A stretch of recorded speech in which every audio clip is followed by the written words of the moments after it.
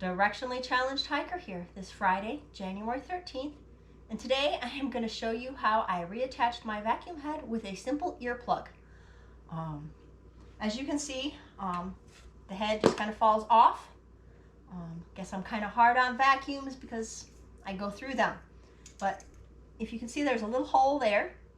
And inside there should be a piece of flat metal that's attached with a button on it where you can kind of push, it flexes in, and then you slip your head up on over, and then the little button pops back out and your head stays on. Well, the other day I was vacuuming and it got sucked up. It's been loose for a while, it's been breaking, and I've just been dealing with it. Well, today I needed to vacuum, and you can't vacuum without a head on your vacuum, so I kind of looked around, and I don't know why, but I grabbed an earplug, and you just kind of, squish that earplug down like you're going to insert it into your ear for noise protection.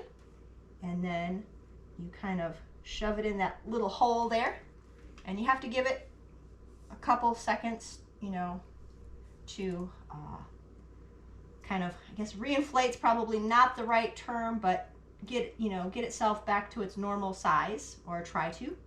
And then I'm just going to tie a little bit here because otherwise I might try to suck it up. But so there. And it did work. I vacuumed most of the house with it. I will show you that. Let me just get up here. Getting stuck in the cord or hose. All right, so see, you can do this. My vacuum head is staying on. And it's going to get noisy for just a moment. I'm going to actually turn the vacuum on so that you can see that the head still stays on with suction.